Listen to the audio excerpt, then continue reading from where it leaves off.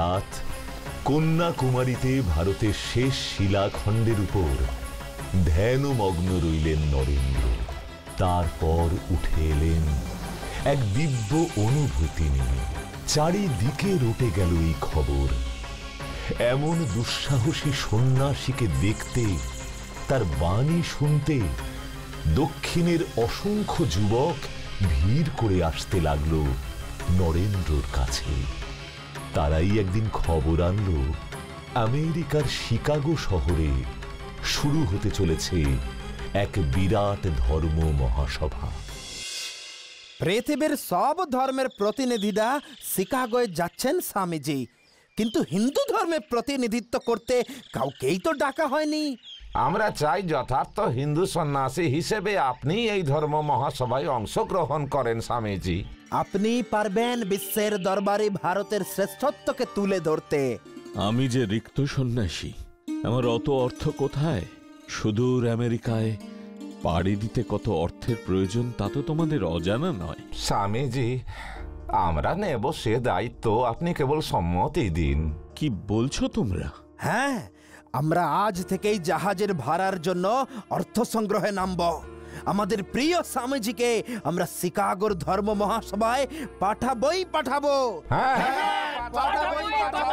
আচ্ছা আচ্ছা আচ্ছা আচ্ছা, বেশ, কিন্তু তার আগে আমার গুরুদেব ঠাকুর রামকৃষ্ণদেব আর শ্রী শ্রী মা শারদার অনুমতি চাইব আমি। তাঁদের অনুমতি যদি পাই তবেই যাব ধর্ম সম্মেলনে। যা নরেন, যা, তুই বিশ্ব জয় করে ফিরে আয়। ভয় কি রে, আমি তো আছি। আমার নরেন জয়ী হবেই। আমার নরেনকে কেউ হারাতে পারবে না। আমি যাব, অনুমতি পেয়েছি, অনুমতি পেয়েছি। আমি ধর্ম মহাসভায় যাব। মাদ্রাজ থেকে জাহাজে ওঠার কথা ছিল নরেন্দ্রর, কিন্তু ক্ষেত্রীর রাজা অজিত সিং এর অনুরোধে স্বামীজি ঠিক করলেন বোম্বাই থেকে জাহাজে উঠবেন। যাত্রার প্রাক্কালে রাজা অজিত সিং নরেন্দ্রকে বললেন, স্বামীজি, আপনি এতদিন পর্যন্ত লোকজনের উপদ্রব এড়াবার জন্য নানা নাম পাল্টে চলাফেরা করতেন।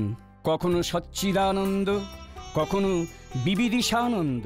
আমার অনুরোধ, এবার থেকে পাকাপাকিভাবে আপনার পরিচয় হোক বিবেকানন্দ।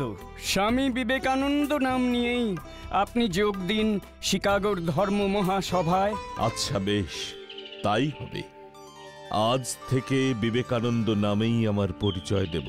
আমি দেওয়ানকে বলছি আপনাকে রাজগুরুর মতো সাজিয়ে দিতে। 13 এপ্রিল 1919 জালিয়ানওয়ালাবাগে শুরু হয় প্রতিবাদ সভা। বন্দে মাতরম, বন্দে মাতরম। সভা বন্ধ করার কোনো চেষ্টা না করে, জনসাধারণকে বিন্দুমাত্র সতর্ক না করে বিরাট সেনাবাহিনী নিয়ে সভাস্থলে হাজির হন জেনারেল ডায়ার। মহাত্মা গান্ধী জিন্দাবাদ, জিন্দাবাদ, জিন্দাবাদ। ফায়ার! ফায়ার! বন্দে মাতরম, বন্দে মাতরম।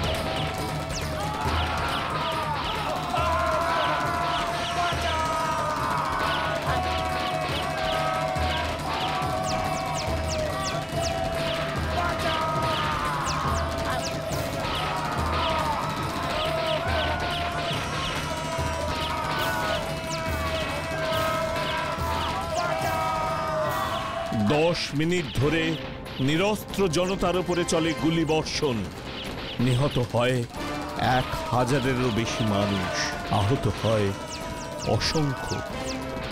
বন্দে মাতরম ধ্বনির সঙ্গে মিশে যায় মানুষের আর্তচিৎকার আর বুক ফাটা হাহাকার।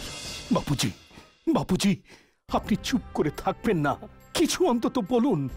গোটা দেশ এই বিপর্যয়ে স্তম্ভিত, সবাই আপনার কাছ থেকে কিছু শুনতে চাইছে। সবাইকে বলুন ইয়ং ইন্ডিয়া পত্রিকাটা দেখে নিতে।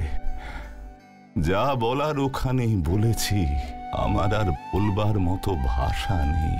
আমি যে সত্যাগ্রহের কর্মসূচি নিয়েছিলাম তাতে হিংসার প্রবেশ দেখে আমি মর্মাহত হয়েছিলাম, কিন্তু এই সরকার যে হিংসা দেখালো, যেভাবে এতগুলো নিরীহ মানুষকে হত্যা করলো, তাতে আমি তীব্র ঘৃণা বোধ করছি। আমার তো মনে হয় জালিয়ানওয়ালাবাগের ভয়াবহ ঘটনা সমগ্র ভারতে এক মহাযুদ্ধের আগুন জ্বালিয়ে দেবে, আর সেই আগুনেই ভস্মীভূত হবে ব্রিটিশ দানব। This satanic government cannot be mended. It must be ended. এই শয়তান সরকারের সংশোধন অসম্ভব, একে ধ্বংস করতেই হবে। আমরা সবাই মিলে একে ধ্বংস করবই বাপুজি। আপনি আবার ডাক দিন, বন্দে মাতরম বলে গোটা দেশ ঝাঁপিয়ে পড়ুক।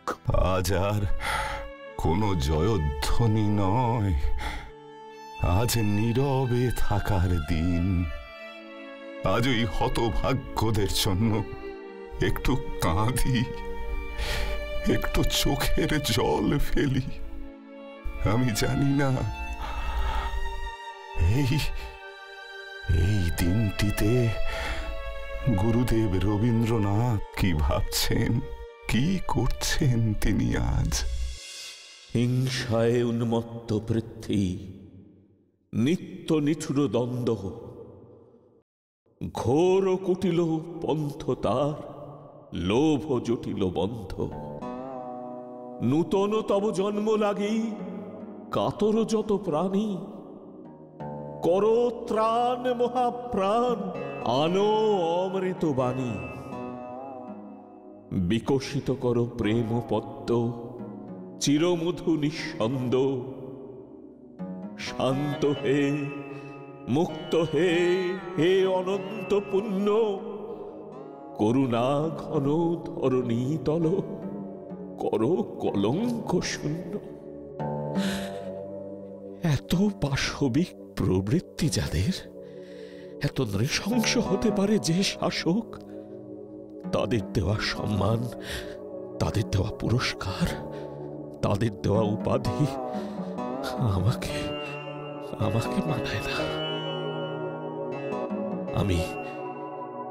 আমি এই মুহূর্তে কর্তৃপক্ষকে চিঠি লিখব, চিঠি লিখব। আজ এই মুহূর্তে আমি নাইট উপাধি ত্যাগ করলাম। হিংসায় উন্মত্ত পৃথ্বী, নিত্য নিঠুর দ্বন্দ্ব, ঘোর কুটিল পন্থ তার, লোভ জটিল বন্ধ। নূতন তব জন্ম লাগি, কাতর যত প্রাণী, কর ত্রাণ মহাপ্রাণ, আনো অমৃত বাণী। বিকশিত কর প্রেম পদ্ম,